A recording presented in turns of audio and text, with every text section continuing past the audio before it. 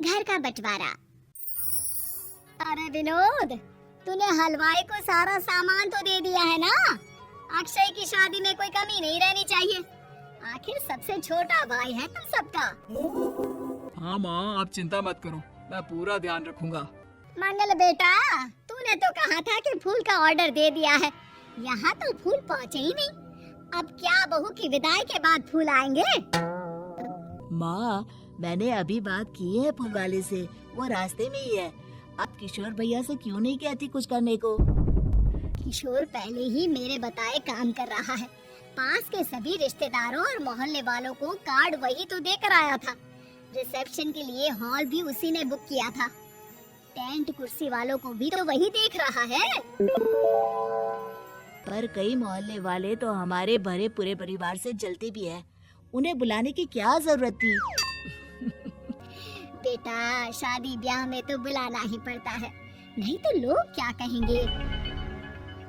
दादी दादी देखो ना, हलवाई अंकल हमें लड्डू नहीं दे रहे, आप इनको डांटो ना।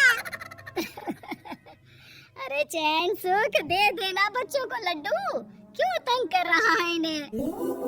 बीबी जी, मैं कहाँ मना कर रहा हूँ, लेकिन लड्डू बनते ही ये बच्चे उठा उठा कर खा लेते हैं। अरे मैं तो इन्हें थाल में रख के परोस भी नहीं पा रहा। भागो, अब कोल्ड ड्रिंक पीने चलते हैं।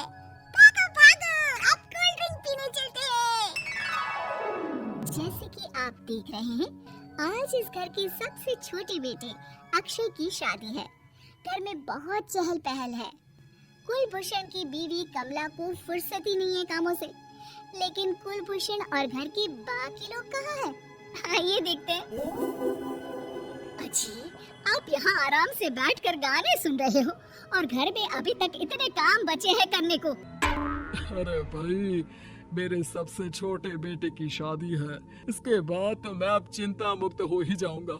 और फिर घर में तुम हो, बेटे बहुएं हैं, तुम लोगों के होते हुए मैं क्यों काम करूं? मैं तो शान से बेटे की शादी में जाऊंगा तैयार होकर। अरे ठीक है, अब आप आराम ही कीजिए। एक बार अभिषेक की बीवी आ जाए, फिर मैं भी आराम करूंगी और मेरी चारों बहुएं पूरे घर की जिम्मेदारियां संभाल लेगी। इतना कहकर कमला वापस अपने काम में लग जाती है। बेटा भी तो अब तक तैयार नहीं हुआ? किससे बात कर रहा है फोन पर?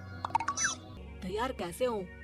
सैलून जाने से तो आपने मना किया है, क्योंकि मुझे हल्दी लग चुकी है। भाभीयों को देखो, सुबह से पार्लर में है। अक्षय की शादी हो जाती है और नंदिता बहू बनकर घर आ जाती है, लेकिन इस घर की खुशियों को मानो किसी की नजर लग गई थी। नंदिता के आने के बाद आए दिन घर की शांति भंग होती रहती। अपने माँ बाप की इकलौती बेटी को इतने बड़े परिवार की जिम्मेदारियाँ कहाँ संभाली थी? अभी देखो ना, मेरे हाथों की मेहंदी भी अभी नहीं उतरी है और तुम्हारी मम्मी ने मुझे घर के कामों में लगा दिया। मैंने सोचा था कि घर की सबसे छोटी बहू होने के कारण मुझे सब पलकों पर बिठा के रखेंगे, पर यहाँ तो पलक झपकने की भी फुर्सत नहीं मिलती। देखो नंदू, शादी के पहले ही मेरे घर वालों ने तुम्हें और तुम्हारे पेरेंट्स को बता दिया था कि मैं जॉइंट फैमिली में रहता हूँ, तो फिर अब ये शिकायत क्यों? और फिर तुमसे पहले मेरी भाभियाँ भी तो आई थी शादी करके, उन्होंने तो कभी कुछ नहीं कहा। नंदिता तब तो चुप हो जाती है, लेकिन ऐसा बहुत दिनों तक नहीं चलता। अरे नंदिता, माँ बाबूजी की दवाई का टाइम हो गया है, उन्हें दवाई दिलाओ और उसके बाद सबके लिए नाश्ता बना देना। पर भाभी, मैं तो अभी अपना फेवरेट सीरियल देख रही हूँ, प्लीज मेरी जगह आप कर लो ना ये काम। ठीक है, मैं तेरी जगह माँ बाबूजी को दवाई दे आती हूँ और नाश्ता बना लेती हूँ। तू मेरी जगह पूरे घर की डस्टिंग करके 5 बच्चों को स्कूल के लिए तैयार करके भेज देना और दोपहर का खाना बनाने के बाद कपड़े धोकर सुखा देना। उसके बाद हम दोनों मिलकर बाजार जाकर सब्जी ले आएंगे, फिर डिनर की तैयारी कर लेंगे और उसके बाद बस भाभी, मैं माँ बाबूजी को दवाई देकर सबके लिए नाश्ता बना देती हूँ। ये भगवान, ये कहाँ लाकर फंसा दिया मुझे। मेरे घर में तो गिनती की 8 रोटियाँ और 2 सब्जी बनती थी और नाश्ता निपट जाता था। यहाँ तो रोटियों का ढेर और सब्जियाँ बड़े बड़े पतीलों में बनानी पड़ती है। नाश्ता बनते बनते लंच का टाइम हो जाता है और लंच बनते बनते डिनर का। अभी मुझ में तुम्हारे पूरे परिवार का नखरा उठाने की और ताकत नहीं बची। मैं ऐसे नहीं रह सकती। अरे तो क्या चाहती हो तुम? मुझे अलग रहना है बस। तो ठीक है, हम कल ही शिफ्ट हो जाएंगे किराए के घर में। इतना बड़ा घर होते हुए हम किराए पे क्यों रहेंगे? नाजीरा, घर में ही दीवार खड़ी करो अपने हिस्से के आगे। घर के साथ साथ घर की खुशियों में भी दीवार खींच जाती है।